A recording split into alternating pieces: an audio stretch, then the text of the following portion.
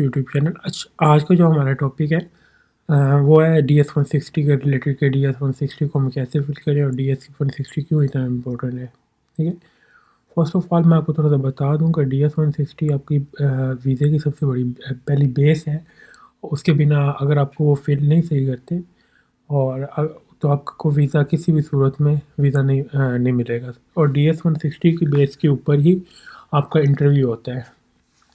और DS-160 में जो आपने मेंशन की होती हैं चीज़ें, उनमें से ही वो आपसे क्वेश्चन करते हैं, कोई सेपरेट चीज़ नहीं करते। DS-160 ये बात गलत है कि आपका इंटरव्यू पे जो है US का वीज़ा रिलाई करता है, बेस करता है, ऐसा नहीं है। आपका बेसिकली इंटरव्यू ही DS-160 के ऊपर होता है कि आपने जो DS-160 में चीज़ें बताई होती हैं वही वो आपसे पूछते हैं कि आपने आपका स्पेसिफिक प्लान क्या है, व्हाट इज़ योर पर्पस, और क्या आपकी ट्रैवल हिस्ट्री कितनी है। ये सारी चीज़ें ऑलरेडी हम क्या करते हैं, आपके फादर क्या करते हैं।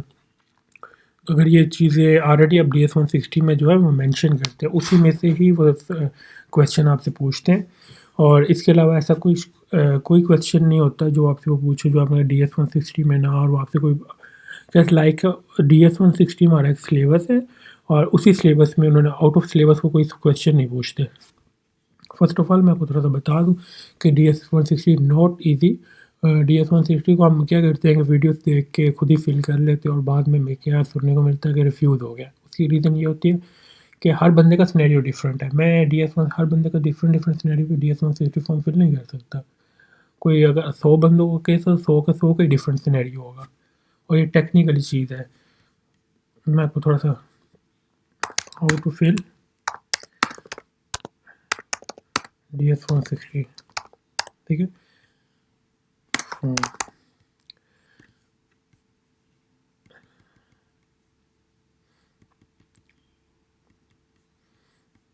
DS-160 जो है इम्पोर्टेंट है कि अगर आपका DS-160 प्रॉपर फिल नहीं हुआ हुआ तो इट्स नॉट मीन कि आपको वीज़ा नहीं मिलेगा। इट्स मीन कि आपको वीज़ा नहीं मिलेगा अगर आपका DS-160 जो है वो मेक श्योर चीज़ें जस्टिफाई नहीं कर रहा। ठीक है, इसमें फर्स्ट ऑफ ऑल मैं आपको थोड़ा सा एक सिनेरियो डिफरेंट बताने लगूँगा कि इसमें क्या करना होता है ये। और इसमें 5 पोर्शन ऐसे हैं जो बहुत टेक्निकल पॉइंट है कि जिसमें आप लोग का वीज़ा लगना भी होता है और रिजेक्ट भी होना होता है। कम से कम अगर आप वो करते हैं, उनको आपने करना है तो उस कोशिश करनी कि वो उस अगर वो फ़ाइट करे। वीज़ा लगना ना लगना किस्मत की बात है, पर कम से कम वो फ़ाइट करनी चाहिए आपको कि ये ना हो कि आप एम्बेसी में जाएँ, वो आपसे क्वेश्चन ही ना करे, वो स्ट्रेट फॉरवर्ड जाती है रिफ्यूज़ कर दे। वो आपके DS-160 की बेस के ऊपर ही होता है कि आप कहो ना का US का वीज़ा जो है एम्बेसी जो है आपको US का वीज़ा इंटरव्यू की बेस पे देती है, ऐसा नहीं है। ही इज़ एवरीथिंग डिसाइड कि वो जो एम्बेसडर होता है वो आप सब कुछ डिसाइड करके बैठा होता है आपसे पहले कि मैंने इसको वीज़ा देना कि नहीं देना।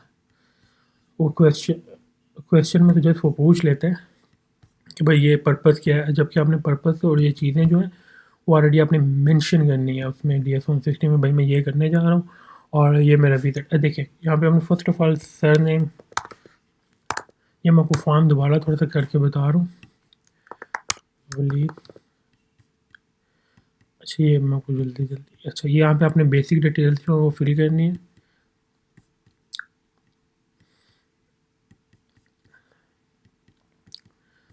और इसमें हर बंदे का डिफरेंट सिनेरियो होता है।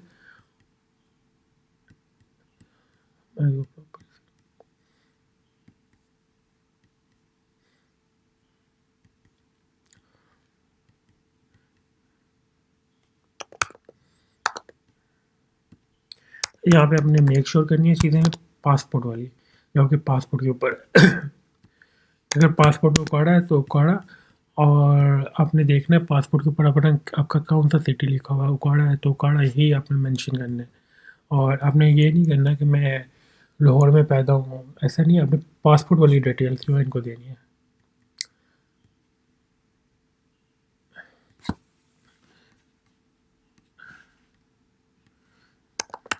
मेक श्योर करें कि अगर आपका US का 2 से 3 दफ़ा वीज़ा रिफ्यूज़ हो गया तो अगेन एंड अगेन अप्लाई ना करें। ये 10, यहाँ पे आपने आईडी कार्ड नंबर लिखना है अपना, CNIC, ठीक है। अब आपको मैं जो टेक्निकल चीज़ें बताने लगूँ थोड़ी सी, इसको मेक श्योर करना आपने। First of all this one, ये आपका पहला पॉइंट टेक्निकल है जिसकी बेस पे आपको वीज़ा मिलना होता है, ठीक है। इसमें आपने प्लान दे दिया, ये इसकी बेस पे आपको वीज़ा मिलना होता है कि लाइक ये पहली टेक्निकल पोर्शन है यहाँ पे। ये मैं आपको जस्ट फिल करो, यहाँ पे अपने एयरलाइन का नाम लिखना है, यहाँ पे अपने सिटी, अराइवल सिटी, और क्या करना है उसके बाद डिपार्चर सिटी भी आपने लिख मेंशन करना है कि भाई मेरा ये है। और जो आप ये मेंशन कर रहे हैं ये चीज़ें आपको वहाँ पे DS-160 को पता भी होनी चाहिए कि अपने DS-160 में ये फिल किया। ये कोशिश करें कि इसको प्रिंट ले लिया करें, और इस वजह से ही आपसे वो पूछेगा क्वेश्चन कि भाई आप किधर कितने देर का स्टे है, व्हाट इज़ योर पर्पस, आपका पर्पस क्या है, और आपका किस जगह आप होटल स्टे कर रहे हैं, जो ऑलरेडी आपने उस पर मैंशन किया होगा वही आपने इंटरव्यू में क्वेश्चन। अगर आप डिफरेंट देते हैं आंसर तो इट्स मीनिंग आपकी रिजेक्शन है। वो यही चीज़ चेक करते हैं। अब ये देखिए, वो लोग कहते हैं कि हमने कहाँ पे लिखना होता है, हमें ये जो क्वेश्चन आया था हम कहाँ मेंशन करें कि हमने क्या करना है।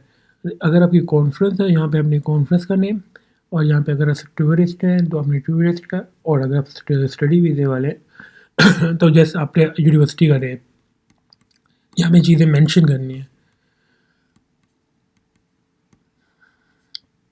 कोशिश करनी है यहाँ पे आपने 8 से 10 जो चीज़ें हैं वो मेंशन करनी है थी कि मैं ये, अब ये देखिए ये क्या है, ये होटल का एड्रेस है, और ये एड्रेस आपके पास सेव भी होना चाहिए कि ये आपसे पूछेंगे कि आप किधर स्टे कर रहे हैं।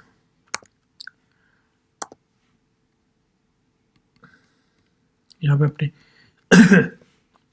देखिए अगर आपको ऑर्गेनाइजेशन या कोई कंपनी कर रही है स्पॉन्सर देन ये, और अगर अदर पर्सन में लाइक फैमिली आ जाएगी आपकी, वो जब आप, और सेल्फ पे अगर सेल्फ आप खुद कर रहे हैं सेल्फ आप वर्क करें जब मिनिमम आपकी जो इनकम है वो 3 लाख से $1000 से। इसमें are there person travelling with you, इसमें अगर आप अगर कोई और ट्रैवल कर रहा है तो yes, otherwise no, like group वगैरह में ना अगर आप कर रहे हो, जब फैमिली मेम्बर आप एक टाइम पे ज़्यादा फैमिली मेम्बर कर रहे हैं इसको यस करना है।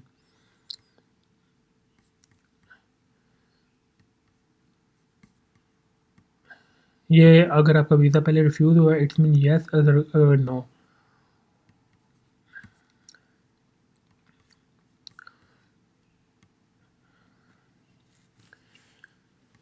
यहाँ पे अपना एड्रेस देना कुछ भी,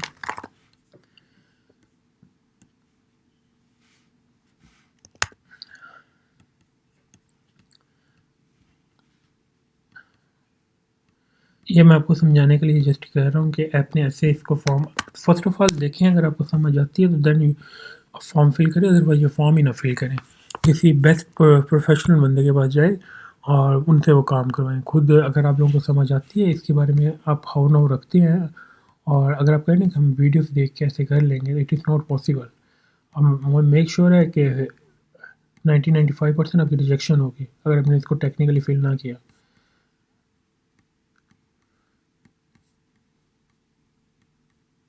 यहाँ पे अपने ईमेल अपनी मस्त देनी है, सोशल मीडिया अकाउंट आपका मस्ट होना चाहिए कि आप नॉन नहीं होना चाहिए यहाँ पे, और सोशल मीडिया अकाउंट से भी आपकी चीज़ें वेरीफाई करते हैं। यहाँ पे आगे कैश मेक श्योर करना है कि कंप्लीट नेम जो आपने देना है। अच्छा, ये जो नंबर है ये आपने सेव रख लेना अपने पास, ताकि अगर ये रीट्राइव होता है तो आप इससे ही, इस नंबर से आप दोबारा अगेन जो है इधर से अपनी स्टार्ट एप्लीकेशन कर सकते हैं।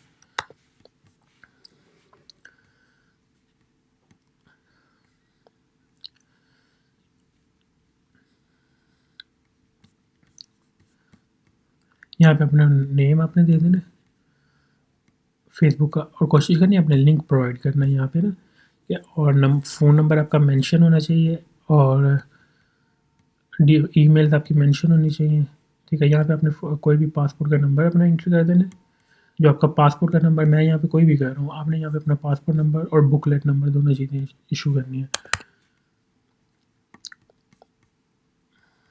यहाँ पे अपने इशू बड़े गौर से इसको फिल करना है। अगर एक दफ़ा ये फिल हो गया तो, और एम्बेसी में चल गया, तो इट्स मीन कि आपको ये दोबारा कंफर्मेशन होगी, आपको दोबारा वो रीट्राइव करने होगा, तो क्रिएट अ न्यू एप्लीकेशन करना पड़ेगा, और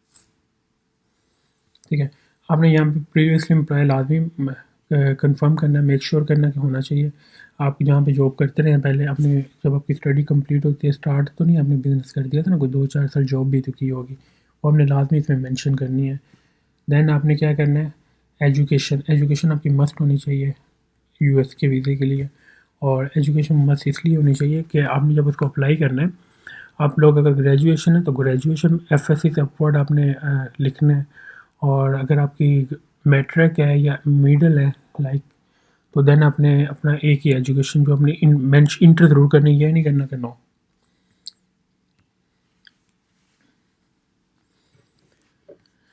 देन एक क्वेश्चन ये आया था कि आप किस लैंग्वेज में इंटरव्यू को देंगे, इंग्लिश और उर्दू। अच्छा, मेक श्योर करना है यहाँ पे आपने उर्दू और इंग्लिश दोनों करना है।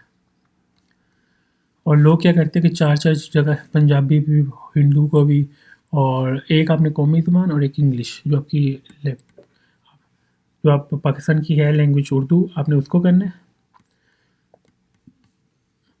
देन आपने बाकी जो है एक इंग्लिश कर देना है। अब यहाँ पे ट्रैवल हिस्ट्री पूछ रहा है, ट्रैवल हिस्ट्री आपकी मेक श्योर करें कि आपकी होनी चाहिए। अगर आपका 2 से 3 दफ़ा वीज़ा रिफ्यूज़ हो गया है, तो दैन इट्स मीन कि आप ये छोड़, दैन आप किसी और कंट्री की तरफ लाइक कनाडा की तरफ मूव हो जाए, ऑस्ट्रेलिया की तरफ जब आपका वो वीज़ा लग जाता है, देन आप अगेन यूएस का वीज़ा अप्लाई करें। मैक्सिमम आप जो अटैम्प्ट है वो 3 लें, इससे ज़्यादा अटैम्प्ट ना लें। मोस्टली जो है आगे वो नो ही होगा, ठीक है। और अगर कोई बंदा इसमें से गवर्नमेंट एम्प्लॉय है या सिविल फौजी है, मिलिट्री में जॉब करते रहे, रिटायर्ड हुए, वहाँ पे उन्होंने मेंशन की हुई चीज़ें, और वहाँ पे अपने यहाँ पे अगर किसी ने मिलिट्री में जॉब की हुई है लाइक के, उसने यहाँ पे यस कर देना है। और जिन्होंने कोई एनजीओ वगैरह में काम किया है उन्होंने भी यस करना है। मेक श्योर करेंगे ये चीज़ें आप लोग बड़े अच्छे तरीके से फिल करनी है। यहाँ बाकी जो नो है, ओवरऑल जो है ना, नो है। और मेक श्योर करनी है ये चीज़ें कि आपको इन चीज़ों का पता होना चाहिए कि ये टेक्निकली फॉर्म है, इट इज़ नॉट ईजी। हम लोग वीडियो देख के इसको फिल नहीं करते, इसलिए नहीं कर सकते। मैंने अभी ये एक बंदे का सिनेरियो बनाया है, हर बंदे की डिफरेंट कैटेगरी है। B1 B2 तो हम पे अप्लाई कर रहे होते हैं, और इट्स नॉट मीन कि हर बंदे का सिनेरियो डिफरेंट होता है, और इट्स नॉट मीन कि हर बंदे का सेम होगा DS-160, ऐसा नहीं है। हर बंदे का, अगर आप पहले इसको समझते हैं प्रोफेशनल वे में, आप इसको फिल कर सकते हैं, देन आप इसको कंटिन्यू करें। नहीं तो आप किसी जो है कंसल्टेंट को या प्रोफेशनल को हायर करें और उससे फॉर्म फिल करवाएं। फर्स्ट ऑफ ऑल, अगर आप खुद कर सकते हैं तो वेल एंड गुड, खुद इसलिए कर सकते हैं। अगर आपको कोई हेल्प इसमें चाहिए होगी, लाइक आपने फॉर्म फिल कर लिया है और मुझे चेक करवाना चाहते हैं, मैं आपको चेक फ्री ऑफ कॉस्ट कर दूंगा। देखिए, फर्स्ट ऑफ ऑल 70% जो है आपको DS-160, 70% जो DS-160 है आपका रिलाई करता है आपका वीज़े पे, यूएस वीज़े पे, ठीक है। 30% आपका इंटरव्यू करता है। ये मैं आपको डिटेल से चीज़ें बता रहा हूँ।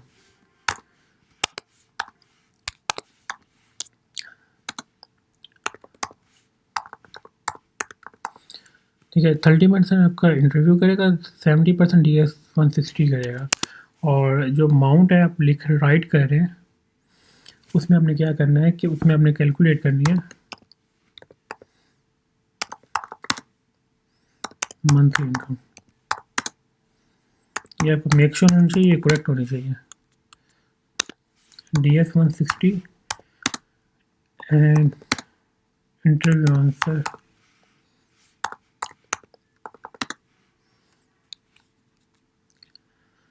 DS-160 और इंटरव्यू के जो आंसर हैं, ठीक है, वो मेक श्योर करना है कि आपके सेम होने चाहिए।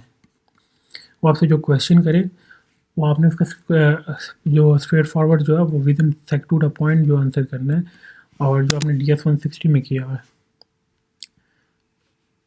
Answer must be short. Answer जो आपका टू द पॉइंट होना चाहिए, ठीक है।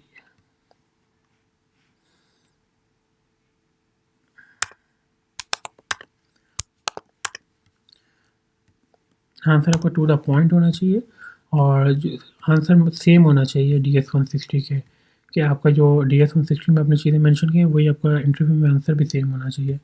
और ये आपने ये कैलकुलेट मंथली इनकम जो है वो ये लाज़मी करनी है, ये एक मेन टेक्निकल पॉइंट है। दूसरी बात ये है कि आपने जो ट्रैवल हिस्ट्री है वो मेंशन लाज़मी करनी है। दूसरी एक और चीज़ जो मैं आपको बता रहा हूँ, जॉब डिस्क्रिप्शन। तो जॉब डिस्क्रिप्शन जो आपने है वो कम्प्लीटली आपने क्लियरली जो है वो डिफ़ाइन करनी कि भाई मैं ये काम करता हूँ, मेरी ये रिस्पॉन्सिबिलिटीज़ हैं। अगर मैं बिज़नेस में हूँ तो बिज़नेस की भी रिस्पॉन्सिबिलिटी, अगर जॉब करते हैं तो जॉब की भी रिस्पॉन्सिबिलिटी। एजुकेशन डिटेल,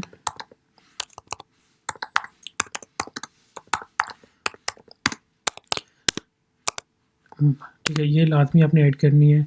और दूसरी अपनी जो चीज़ है वो आपने जहाँ पे आप पास्ट जॉब करते हैं, लाइक प्रीवियसली आपने जहाँ पे जॉब की है वहाँ की डिटेल जो आपने मस्ट करनी है। और मेक श्योर करें कि आप लोग जहाँ पे चीज़ें कर रहे हैं फिल कर रहे हैं तो आप बड़े इसको सुकून से करें और इसमें एक चीज़ को 10 दफ़ा रिपीट करके देखें कि आपने सही की है। देन अगर आप इन चीज़ों को फॉलो कर लेते हैं, आपको किसी कंसल्टेंट या किसी एजेंट की ज़रूरत नहीं होती, आप घर बैठ के खुद ही करें। और अगर आपको फिर भी समझ नहीं आ रही तो देन आप लोग खुद ना करें। उसकी वजह ये है कि आपकी छोटी सी गलती की वजह से आपका वीज़ा रिफ्यूज़ हो जाएगा। और अगर आप ये टिप्स आपको मैं बहुत अच्छी दे रहा हूँ क्योंकि इस वीक में भी जिन्होंने ये फॉलो किए हुए थे पीछे, उनकी इसी बेस पे उन्होंने वीज़ा भी लगा है। आपने क्या करना है कि अपना DS-160 जो है उसको रीड करके जाना। जब आप एम्बेसी में जाते हैं सुबह-सुबह तो उसको एक दफ़ा आधा घंटा लगा के पहले रीड कर लें कि उसमें लिखा क्या है और सेम आंसर आपने वही देने हैं। देन आपका इंशाल्लाह होपफुली वीज़ा लग जाएगा। और ये टेक्निकली चीज़ है, बहुत टेक्निकली हम लोग इसको ईज़ी नहीं ले सकते कि हम क्या करते हैं कि हमारा वीज़ा रिफ्यूज़ हो गया। और एक चीज़ मैं आपको थोड़ा-सा बता दूँ, इस्लामाबाद, कराची, ये आपका सिर्फ कंसेप्ट है, एजेंट्स ने बनाया हुआ है कि इस्लामाबाद की रेशो बहुत है और या कराची की रेशो बहुत है, ऐसा नहीं है। अगर आपको कराची ने वीज़ा नहीं देना तो इस्लामाबाद ने भी नहीं देना, अगर आपको कराची वीज़ा देना तो फिर इस्लामाबाद भी दे देगा। ये मैटर नहीं करता, ये सिर्फ एजेंट्स ने कंसेप्ट बनाया है कि कराची की वीज़ा रेशो बहुत है, ऐसा नहीं है कुछ भी। ये एक फ़िज़ूल चीज़ है कि जब आपको कैसे एक इस्लामाबाद नहीं देना तो कराची आपको कैसे वीज़ा दे देगा, इट इज़ नॉट पॉसिबल। तो थैंक यू फॉर वाचिंग मेरी दर्शक टेक यूट्यूब चैनल। अच्छा, आपको कोई भी किसी किस्म की हेल्प फ्री ऑफ कॉस्ट मैं कर दूंगा जिन्होंने DS-160 चेक करवाना है। तो अगर आप फिल वगैरह मैं नहीं करूँगा, फिल आपने खुद करके मुझे शेयर करना है और कोशिश करेंगे आप लोगों को अगर समझ आ जाती है तो देन आप करें और अदरवाइज़ ना करें। Thank you for watching. Channel को सब्सक्राइब लाजमी करें, आपको मैं डेली बेसिस पे US की जो है अपडेट्स देता रहूँगा। Thank you.